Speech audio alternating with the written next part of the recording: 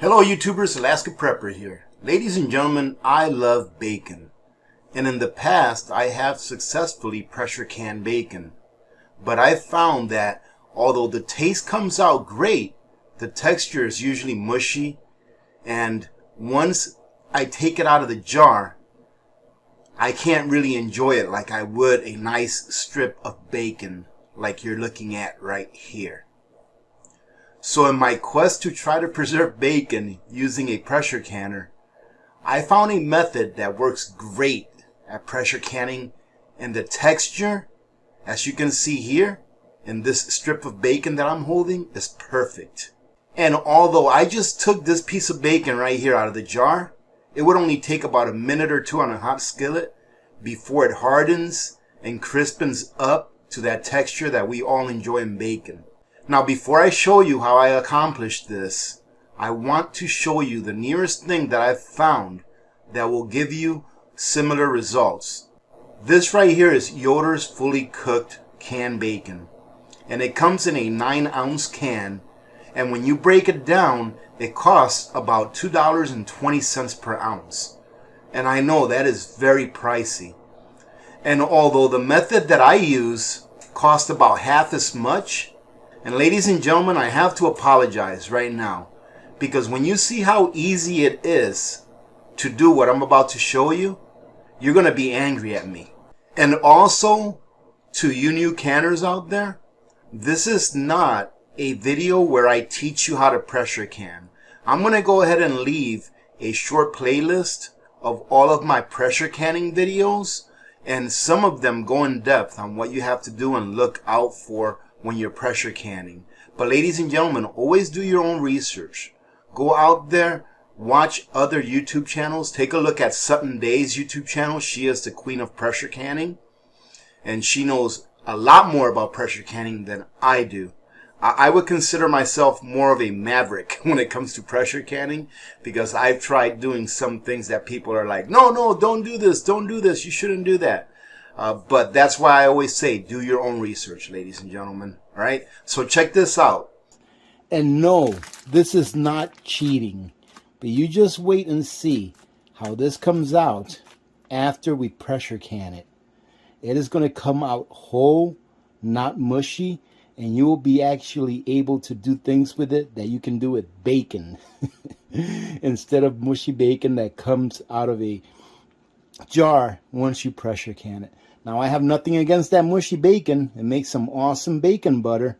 But we always want to have some bacon that still has its structure. And you'll see how easy it is to prepare your jars. And it's just as easy as putting these in the jar, even using the same paper that it comes with. Let me go ahead and get started. Stop talking. That way you can see how easy this is. Now, I didn't get all quart jars like this. The first time I did it, it was with pint jars because I used my Instapot Max to pressure can it. However, I figured it would work better with quart jars, but I didn't feel like digging out a brand new pack of quart jars, so I'm going to use some different ones. I'm going to use this one right here. I have another quart jar that's wide mouth. I'm going to use this jar right here, which is 1.5 quart jar, and I'm also going to use some pint jars. So we're going to use all different kinds of jars, see which ones work better. So ladies and gentlemen, all we have to do with these is just roll them up as so.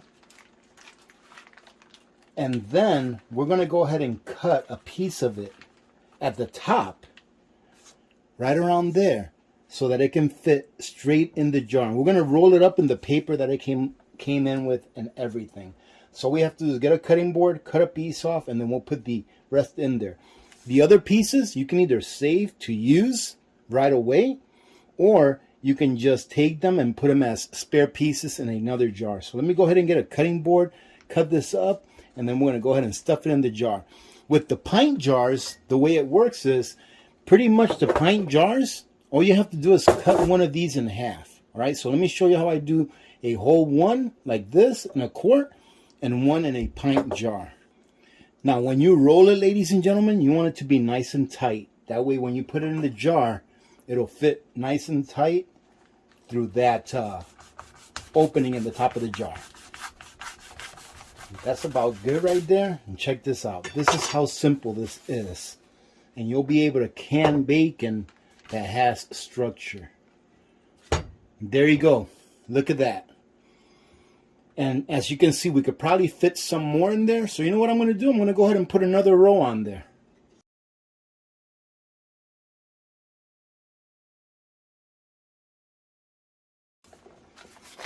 And like I said, if you leave that paper in there, it's not going to do anything to it.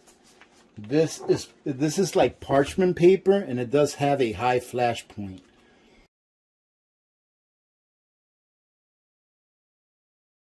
And look at that, ladies and gentlemen. That's perfect. Now I bet you these pieces will go into these pint jars very nicely.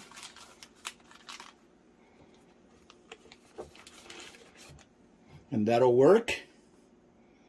And now, ladies and gentlemen, all I'm going to do is fill up the rest of my pint jars with half pieces. And it works just as well with half pieces. That's what I did the very first time that I tried it. Other than that, it's just going through the regular processing that you do whenever you pressure can something, depending on what elevation you are and all that kind of stuff. This is not really a pressure canning video to teach you how to pressure can, but just to show you what the results are when you do bacon this way. It's a lot cheaper to do it this way than to buy that Yoder's bacon that comes out pretty good. The one in the can, it comes out pretty good structure, but I think this comes out a lot better. So the next time you see this, it's going to be after they're out of the canner. So I'll see you all in about 2.5 hours or so. Well, ladies and gentlemen, it's been a bit more than 2.5 hours. I fell asleep and it's the next morning. But here's the batch of bacon that I started last night, and they all sealed.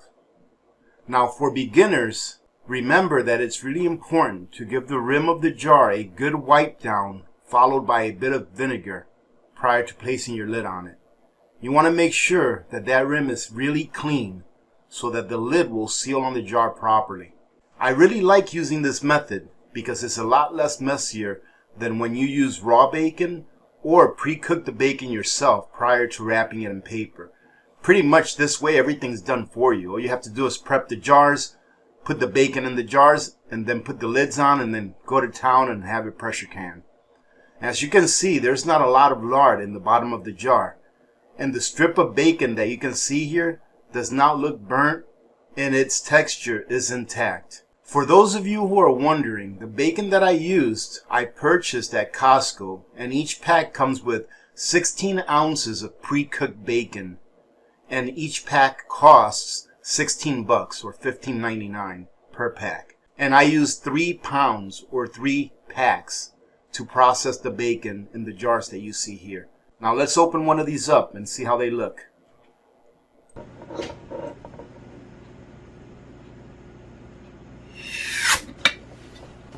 Well, that was a nice seal. And here's what it looks like inside, ladies and gentlemen. This quart jar could have probably used a little more bacon inside of it. But look at how easy it comes out when you don't overstuff it.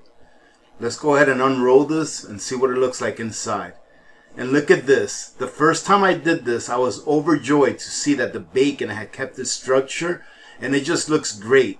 Now, it's not like crispy bacon, but you can definitely put this on a hot skillet and get it nice and crispy in just 1 or 2 minutes.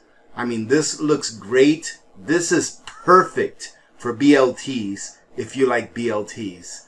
And like I said before, it's not as messy as it is if you started out with raw bacon. This, in my opinion, is perfect, ladies and gentlemen. And look at that.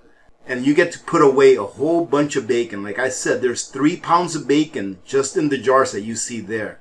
And it tastes great. This is definitely a winner, ladies and gentlemen. So what I've been doing is I've been taking all of my older freeze bacon that I stocked up on from Costco. And this is what I'll be doing with it. And then replacing my freezer bacon with some fresh bacon from Costco's. Because we do use bacon on a regular basis here. Not as much as we used to, but we do use it on a regular basis because it's just very tasty. Who doesn't love bacon? Alright, ladies and gentlemen, having said that, thank you very much for joining in today. I hope you got something out of this. And like I said, in my opinion, this is definitely a winner. So have a great rest of your day.